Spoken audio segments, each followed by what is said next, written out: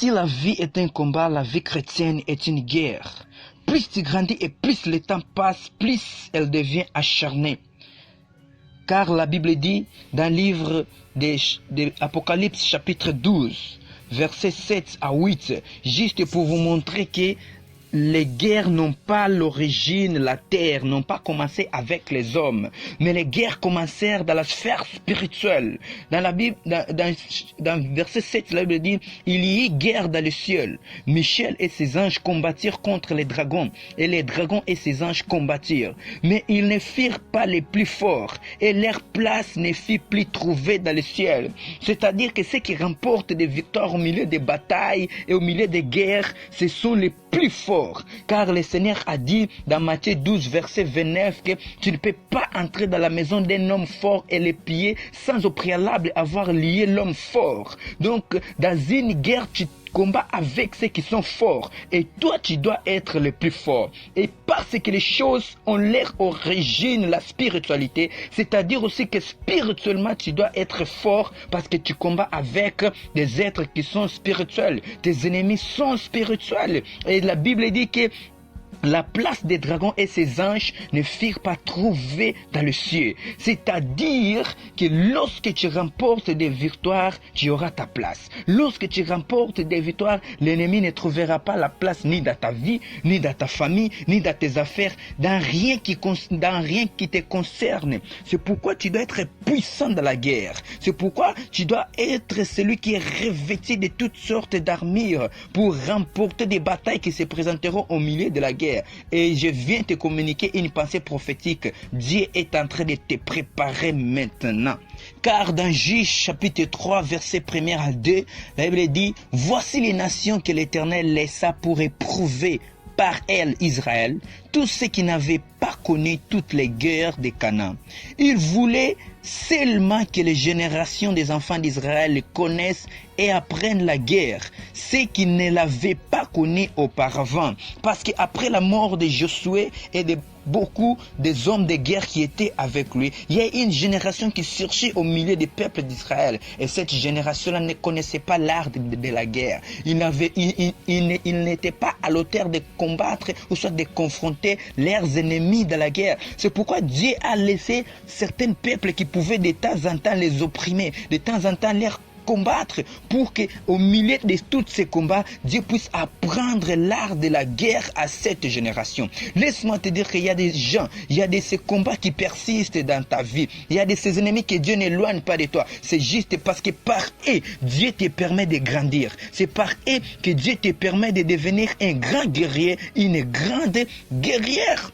Donc Dieu te prépare, car préparer, se mettre dans une disposition propre à atteindre un but qu'on se propose. Dieu veut atteindre des buts par toi au sein de ta famille, dans ta nation, dans ton église. Dieu veut chasser les ténèbres. Dieu veut anéantir les forces qui oppriment son œuvre au sein de ton église, au sein de ta famille, au sein de ton pays. C'est pourquoi ne fais pas trop de planning, mon frère et ma sœur. Laisse Dieu te préparer. Ne cours pas pour te présenter, ne cours pas pour te battre. Laisse d'abord Dieu te préparer dans ce qu'il a trouvé bon. Que Dieu crée une atmosphère qui va te permettre de grandir comme un homme et une femme de guerre. Car au milieu de la guerre, les batailles ou les combats sont des opportunités qui nous permettent de changer de niveau au cas de victoire.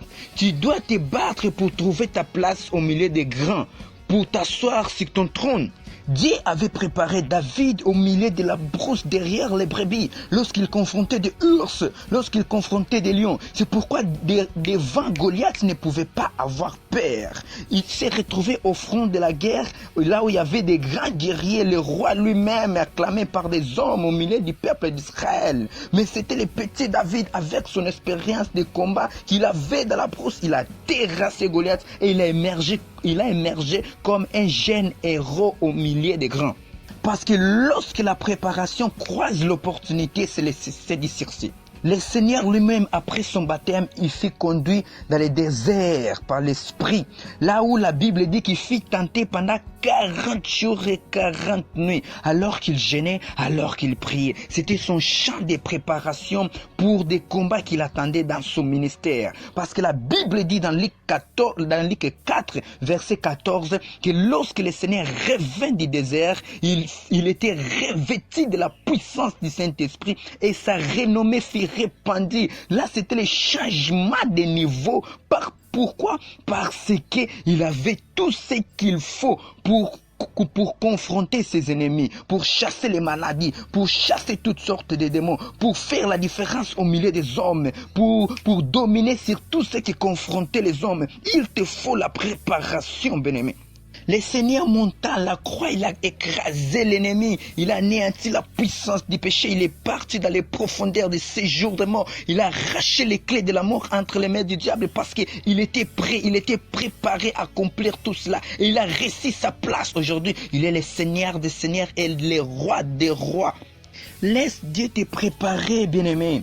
C'est au milieu de ta préparation que tu découvriras tes faiblesses, tes défauts. Et lorsque tu seras au milieu des combats, dans ta guerre, tu sauras contrôler et maîtriser tes défauts et tes faiblesses. Et tu sauras gérer ton énergie. Tu es célibataire, tu es sans emploi, tu as beaucoup de difficultés. Bien-aimé, laisse qu'au milieu de toutes ces difficultés que Dieu te prépare. Parce que qui sait, dans les mariages, tu vas confronter l'esprit des divorces, l'esprit de stérilité, de beaucoup et d'autres choses, mais tu dois être prêt pour les chasser de ta vie. Tu vas confronter beaucoup de choses dans ton emploi que Dieu te donnera, mais tu dois être prêt pour résister, parce qu'on reconnaît un guerrier par sa résistance face à l'ennemi qui lui fait subir beaucoup de coups, bien-aimé, parce que la Bible dit dans 1 Pierre 5, verset 8, que l'ennemi, le diable, rôde comme un lion rugissant, cherchant qu'il dévorera. Mais dans verset 9, la Bible dit, résistez-lui avec une ferme foi. La résistance, c'est ce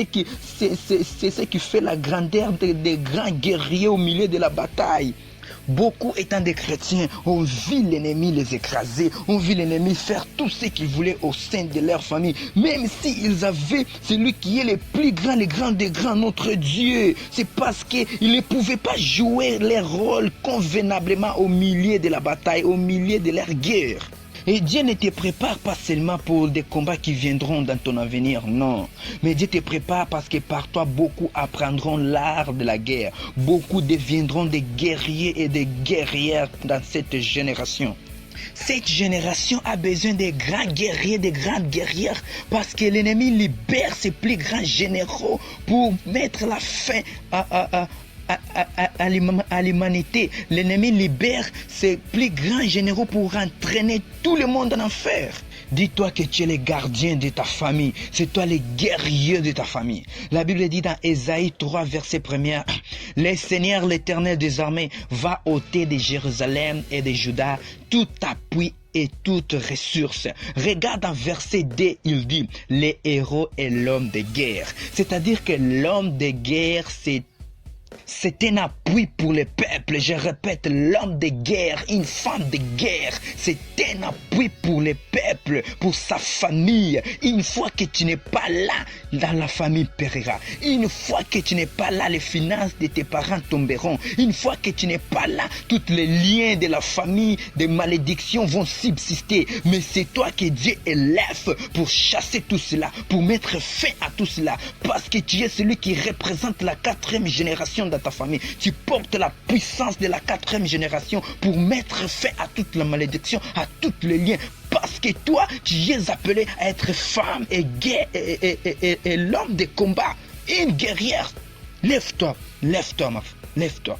Oh bien-aimé, ceci n'est pas un enseignement ni une stratégie militaire. C'est de l'adrénaline spirituelle et de l'énergie spirituelle que Dieu te communique maintenant par le Saint-Esprit. C'est ce qu'il te faut pour que tu sois brave. C'est ce qu'il te faut pour que tu sois violent, pour que tu te lèves, bien-aimé. Laisse-moi te dire que l'ennemi a peur de toi. Il a peur de toi. Parce que toi, tu es Ésaïe 28, verset 2. La Bible dit, voici venir de la part du Seigneur un homme fort et puissant, comme un orage de grêle, comme un ouragan destructeur, comme une tempête qui précipite des torrents d'eau. Il a fait tomber en terre avec violence. Oui, en esprit, toi, tu es un mouvement. En esprit, tu es comme un volcan qui apparaît et qui emporte toutes choses. Tu es comme un ouragan puissant. Oh, bien-aimé, réjouis-toi parce que spirituellement, Dieu place des choses maintenant alors que tu entends ce message dans ta vie.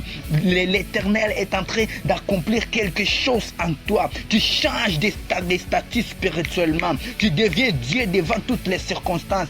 Des problèmes qui jusqu'ici torturaient ta famille, ta vie, ta société et le monde. Tu es la réponse de Dieu. Tu es l'homme de guerre, le David qui se lève pour délivrer Israël de la main des Philistins. C'est toi dans cette génération. Le Moïse qui se lève avec un bâton puissant qui le tend sur le puissant de l'Égypte pour libérer Israël de l'esclavage. Ta famille est libérée parce que le bâton de la puissance, de l'autorité spirituelle de Dieu, c'est toi qui le tiens parce que tu es un homme, une femme de guerre, un homme, une femme de guerre. Ne jette pas l'éponge, va vaincre vaillant, va vers le combat et assujettis l'ennemi. Ne jette pas l'éponge, j'ai dit que ne jette pas l'éponge. Car Dieu exerce tes mains au combat. Dieu exerce tes mains au combat. Dieu fortifie tes genoux. Élève tes mains, plie tes genoux. Et tu es victorieux, tu es victorieuse. Que Dieu te bénisse, bien-aimé. Que Dieu te bénisse.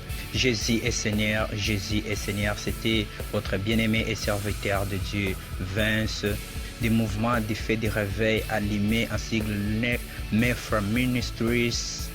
En RDC, précisément en Kinshasa, avec 00243 84 74 310 34. Vous pouvez nous localiser. Que Dieu vous bénisse abondamment.